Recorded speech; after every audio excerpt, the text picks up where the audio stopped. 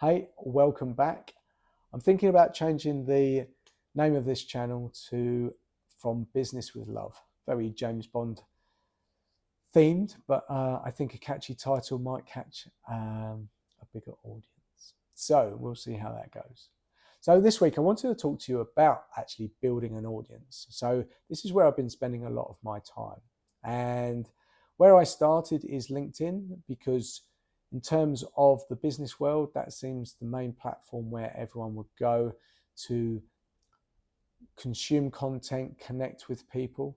And a while ago, I signed up for Justin Welsh's LinkedIn course. So I don't know if many of you know Justin Welsh, but he basically was a sales marketing guy, went through a kind of burnout, and then started to build his own business and found actually he did that quite well through LinkedIn, and then sold a course and explained how to do that.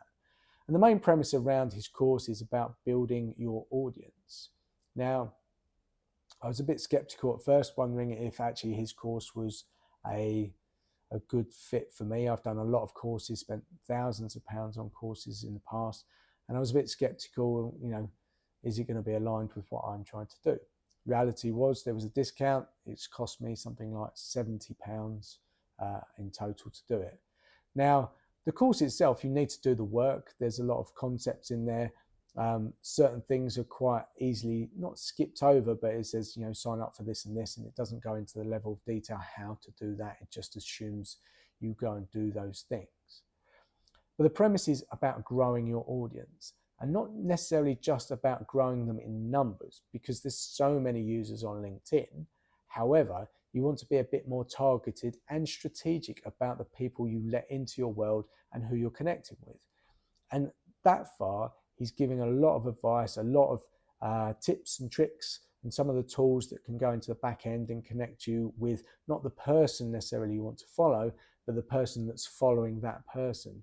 So you can hopefully find your feed, and then when you actually do connect, then you're going to the right type of audience, not just a random splay in anyone's feed. And then hopefully it'll either find your niche or someone who's in opposite competition, or people who are thinking alike. So it's a good way to understand a bit more LinkedIn and how to be a bit more strategic about that. There's three aspects that you have to think about LinkedIn, and that's what I'm coming across. The first thing is about connecting with people. Again, there's quite deep advice about that, and you have to go and do it. There's also about writing content, and there's a whole load of ways of doing this. I quite like writing. What I found is I end up maybe making my posts too long-winded. I've had people comment before that they like my posts, but maybe could scale it down. And as we all know, attention is a scarcity at the moment, so you want to be as fast and to the point as possible to make sure that people can just kind of click on your post and look at it without thinking, oh, they've got to commit to maybe a minute worth of reading. And the last part is about engaging. So reaching out to the audience, or your audience, and connecting with their content. Now, that's not just putting a thumbs up or, oh, thanks for sharing. It's actually posting your responses or your opinions on something someone's posted, asking questions, being a bit more interactive, maybe almost like a conversation style. So there's a lot in that. That might seem like it's just three simple things, but for someone like me who, I've used LinkedIn before, I'm not an expert, but you actually really need to build this market. And it's great because it's there, it's on your laptop or your phone so that you have easy access to it. But it takes time and it takes consistency to do that. Now, one of the big things that I found is that Justin Welsh says, okay, you should be engaging for 45 minutes a day. You should be adding 3 to 5 people to your network every single week, etc. Now, this is where I find with all these courses, etc., they're great, as in they give you the advice. But you have to take that and put it into the context of who you are and apply it that way. Now, 45 minutes every day, 45 minutes even to an hour of commenting on other people's posts is a lot. Let's say you're doing that only 5 days a week, probably should be doing that 7. That's a lot when you've never done it before. The reality is you should actually scale it down. So I often see it like, if you go running, you're not going to go and run a marathon straight away. That might be what Justin Welsh is doing, but he didn't start by doing 45 minutes or an hour a day. And if he is, he's probably just a robot. I applied it in my way and I said, right, okay, I'm going to make it fun and enjoyable. And I think this is something that we often skip over. It seems very functional and very robotic in so many ways. Okay, do this in a consistent way. Great. But we are humans and we should enjoy what we're doing. Now, I scale down and I do 10 minutes a day and see if I can do 10 minutes a day. Because if I can do 10 minutes, then I can do 11 minutes and I can build up.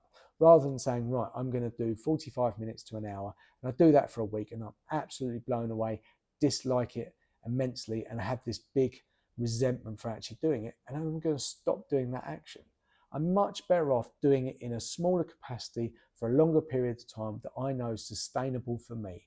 So do I have a time in my day when I should do that? Is that first thing afternoon? And scale it down to the smallest, I think, value that I can add. So I've done that for 10, 15 minutes a day. I've added to the post that I wanted to, not just any old random thing. If I thought that I had an opinion or I had a question, I put it there. And I start to enjoy that. The second part that I'm interested in doing, and this is my own personal thing, is just tracking the progress. Now, the way my mind works, it can sometimes be quite negative in terms of it doesn't see all the good things that I'm doing. It will focus on the things that I need to improve. And that serves me well in many things because I'm always looking to improve. But that can be very disheartening when you are just one person, no one's giving you the boost saying, oh, you're doing really well. So what I've done is I've built a spreadsheet on Google Sheets, and I love a spreadsheet. And I don't want to overdo it in terms of put too much information, but I've created a simple sheet of how many followers I've got, what events I'm doing, and what the change in my followers are. And seeing if certain things or certain connections with people have any massive impact. And I do this very simply, again, not too much data. I don't want it to be a ball ache in terms of effort that I have to do and just another thing for no real value. And just some simple metrics that I'm following. And I'm also looking at the audience that I'm connecting with, their numbers, their followers, and when I connected with them, and seeing if there's anything that stands out. And I do that quite simply after that 10 minutes. So who I knew I've added, etc. And I'm going to see over time, was there a big moment, a big spike? Did something happen? Can I relay the event with a person or something else? And that makes it fun. It's almost like play. It's just looking at the numbers, not exaggerating it all, but enjoying the process. Something that I am trying to be very aware of, like all social media apps, LinkedIn can suck you in and you can lose hours and hours. And I was talking to my coach this week and she experienced the same thing. She said, you've got to be careful of when you do this and the impact that it has. So I gave an example that I was eating my breakfast the other morning, had a nice cup of coffee, I opened my phone, I started looking at LinkedIn and I started putting some comments in there. And that was great. It felt good. It felt like a bit of a routine, a bit of a habit. I had my coffee, felt good. Then what actually happened, I went to the shops later that afternoon. While I was waiting in the queue, I opened up LinkedIn just to see if anyone had replied to my comments or did I need to respond back, etc. Now, that was fine because I was kind of waiting in the queue, but I can really see that it will be very easy for me to get sucked into that. Now, I need to set some boundaries, okay, some blocks in time. No one really cares if you reply within 2 minutes. It's not an email, no business is going to fail. But I need to be very clear on the time that I spend and when I spend there, and then don't look at it again. I don't want that to affect time with my kids, my family, or any of those things. So be very mindful of that. And I think having these apps on your phone is a great thing, but I need to be very aware of how much that's sucking me into it. So I always think social media is great. There is a good side to it. It definitely can help you with your business, but you should use it, not the other way around. So it's the start of the journey. I haven't got any massive following. I think I've gained one person that I followed. I met here in Luxembourg the other day. Fine, good. But it's a journey and it's about being consistent. So I'm going to continue to do that. But